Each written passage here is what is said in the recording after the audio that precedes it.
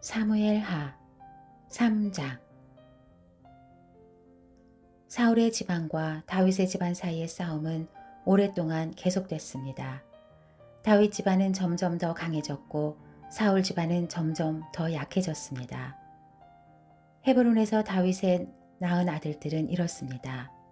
그의 맏아들은 이스라엘 여인 아히노암이 낳은 암논이고, 둘째는 갈멜 사람 나발의 아내였던 아비가일이 낳은 길르압이고, 셋째는 그술왕 달메의 딸 마아가가 낳은 압살롬이고, 넷째는 핫깃의 아들 아도니아이고, 다섯째는 아비달의 아들 스바디아이고, 여섯째는 다윗의 아내 에글라가 낳은 이드르암입니다.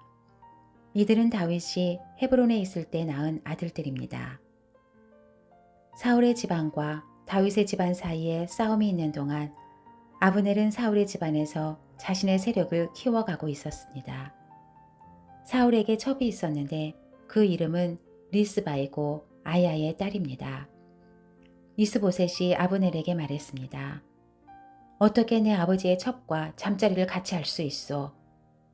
그러자 아브넬은 이스보셋의 말에 몹시 화를 내며 대답했습니다. 내가 유다의 개의 머리인 줄 압니까? 오늘까지 나는 당신 아버지 사울의 집안과 그 형제들과 친구들에게 충성을 다했고 당신을 다윗에게 넘겨주지 않았습니다. 그런데 오늘 이 여자 때문에 나를 비난하다니. 이제 나는 여호와께서 다윗에게 약속하신 그 뜻대로 행할 생각입니다. 내가 그렇게 하지 않는다면 하나님께서 이 아브넬에게 심한 벌을 내리고 또 내리셔도 좋습니다.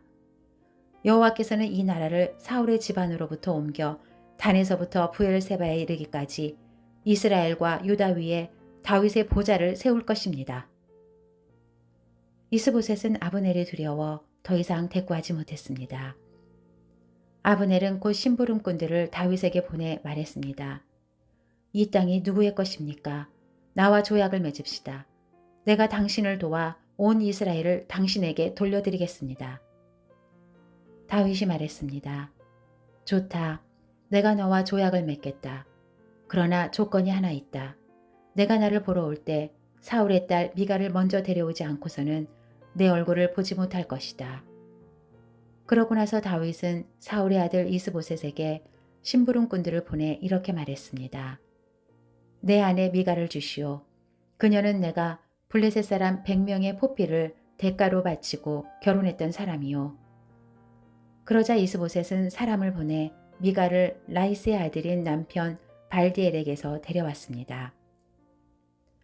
남편은 바후림까지 울며 아내를 따라왔지만 아브넬이 그에게 그만 집으로 돌아가라고 말하자 그는 되돌아갔습니다. 아브넬이 이스라엘 장로들과 상의했습니다. 당신들은 전부터 다윗을 왕으로 삼기를 원했습니다. 여호와께서는 이미 오래전부터 다윗에게 내 종 다윗의 손으로 내가 내 백성 이스라엘을 블레셋 사람들의 손과 그 모든 원수들의 손에서 구해낼 것이다 하고 약속하셨으니 이제 그렇게 하십시오. 아브넬은 베냐민 사람들에게도 그렇게 말했습니다. 그러고 나서 그는 이스라엘과 베냐민 온 집안이 좋게 생각한다는 것을 다윗에게 전하기 위해 헤브론으로 떠났습니다. 아브넬이 그의 부하 20명과 함께 헤브론에 있는 다윗에게 가니 다윗은 아브넬과 그의 부하들을 위해 잔치를 베풀어 주었습니다. 아브넬이 다윗에게 말했습니다. 내가 일어나 당장 가서 내 주인 왕을 위해 온 이스라엘을 불러 모아 왕과 조약을 맺도록 하겠습니다. 그러면 왕이 원하시는 대로 모두 다스리실 수 있을 것입니다. 그러자 다윗은 아브넬을 보내주었고 그는 평안히 돌아갔습니다. 바로 그즈음 전장에 나갔던 다윗의 부하들과 요압이 적을 무찌르고 많은 전리품을 갖고 돌아왔습니다. 그때 아브넬은 이미 헤브론의 다윗 곁을 떠난 뒤였습니다. 다윗이 그를 보내 평안히 가게 된 것이었습니다. 요압과 그의 군사들이 도착해서는 넬의 아들 아브넬이 왕께 왔다가 왕이 보내주어 그가 아무 탈 없이 돌아갔다는 이야기를 들었습니다. 그러자 요압이 왕께 가서 말했습니다. 어떻게 그러실 수 있습니까? 보십시오. 아브넬이 왕께 왔는데 왜 그냥 보내셨습니까? 넬의 아들 아브넬은 왕을 속여 동태를 살피고 왕이 하시는 모든 일을 엿보려고 온 것입니다. 요압은 다윗에게서 물러나와 심부름꾼들을 보내 아브넬을 뒤쫓게 했습니다. 그들은 시라 우물에서 아브넬을 데리고 왔습니다. 그러나 다윗은 그 사실을 모르고 있었습니다. 아브넬이 헤브론으로 돌아오자 요압은 마치 조용히 이야기하려는 듯 아브넬을 성문으로 데려가 그의 배를 찔러 죽였습니다. 이는 자기 동생 아사엘의 피에 대해 복수를 한 것이었습니다. 그 후에 다윗이 그 소식을 듣고 말했습니다. 넬의 아들 아브넬의 피에 대해 내 나라와 나는 여호와 앞에서 영원히 죄가 없다. 그 피는 요압의 머리와 그 아버지의 온 집안에 돌아갈 것이다. 요압의 집안에는 성병 환자나 나병 환자나 지팡이에 의지할 사람이나 칼로 쓰러지는 사람이나 먹을 것이 없는 사람이 사라지지 않을 것이다. 요압과 그 동생 아비새가 아브넬을 암살한 것은 그가 기브온 전투에서 그들의 동생 아사엘을 죽였기 때문이었습니다. 그때 다윗이 요압과 자기와 함께 있던 모든 백성들에게 말했습니다. 너희는 옷을 찢고 굵은 베옷을 입고 아브넬을 위해 슬퍼하라. 다윗 왕은 직접 상여를 따라갔습니다. 그들은 아브넬을 헤브론에 장사 지냈습니다. 왕이 아브넬의 무덤 앞에서 큰 소리로 울자 모든 백성들도 따라 울었습니다.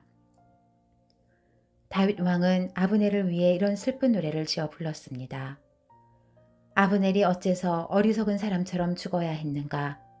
내 두 손이 묶이지 않았고 내 두 발이 쇠고랑에 매이지 않았는데 내가 악한 사람들 앞에 잡혀 죽듯이 그렇게 쓰러져 버렸구나. 그러자 온 백성들이 다시 그를 생각하며 울었습니다. 그때 온 백성들이 나와서 다윗에게 아직 낮이니 음식을 먹으라고 권했습니다. 그러나 다윗은 맹세하며 말했습니다. 만약 내가 해 지기 전에 빵이든지 뭐든지 입에 댄다면 하나님께서 내게 심한 벌을 내리고 또 내리셔도 좋다. 백성들은 그것을 보고 모두 좋게 여겼습니다. 그들은 왕이 하는 일마다 모두 좋게 여겼습니다.